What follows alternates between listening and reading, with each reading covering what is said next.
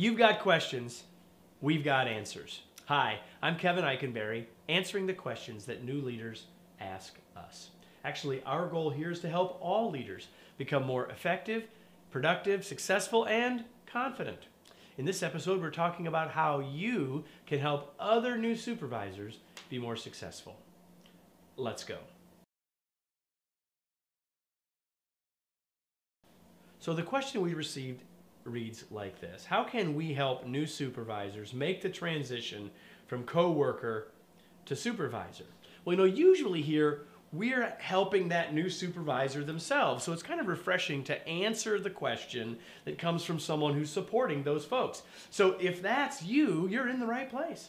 And if it's not you, it will be someday. So here, well, in fact, if it's not you, these may be 4 things that you want to ask for from someone else. But if you want to help other new leaders be more successful, I've got 4 pieces of advice for you today. The first piece of that advice is make your expectations clear. I don't understand what you're saying. One of the cross beams has gone out askew on the treadle. But what on earth does that mean? I don't know. Mr. Wentworth just told me to come in here and say that there was trouble at the mill, that's all. I didn't expect a kind of Spanish Inquisition. Nobody expects the Spanish Inquisition. Now, maybe they don't need to be, maybe that little bit made you laugh, and I hope it did, actually. And your expectations might not be that far afield from where theirs are, but here's the thing: that new supervisor can't possibly be successful if they don't know what you expect of them or what the organization expects of them. If you are their direct manager, make sure that you have made clear to them what success is and made the expectations clear. If you're not, if you're a third party or coaching them in some other way, make sure that that new supervisor gets crystal clear expectations. The second thing is make sure that you give them your time. Yeah, what they need is your time. If they're going to be successful, they need some advice and coaching, and that means they need your time. They need you to be available for them. Now, this is more than you just saying, hey, I was available, they just needed to come. Well, no, that means that not only do you need to be available when they come, but be willing to go check with them and say, hey, how's it going? And offer your time, not just make it available if they show up. Now, when you give them their time, the third thing you need to do is lend your ear. Sometimes they don't need advice as much as they need a sounding board.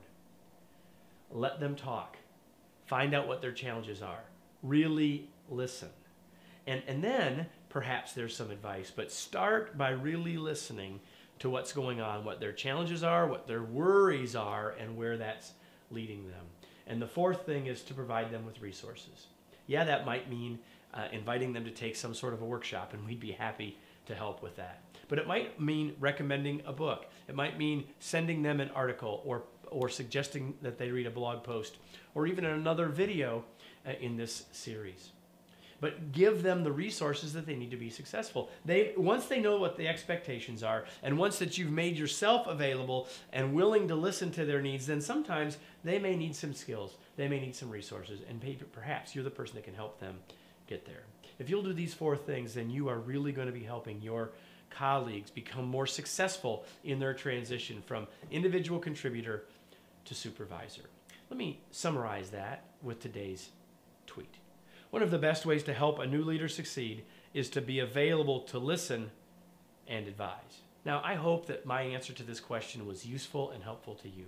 But moreover, I hope that everything on this site is of value, because whether you are that new supervisor or whether you're helping others, there's a treasure trove of resources available here, both free and paid, that we hope you'll take advantage of. We hope you come back often. And I hope you'll come back again for another episode when we continue to help you on the transition from individual contributor to supervisor, that transition from bud to boss.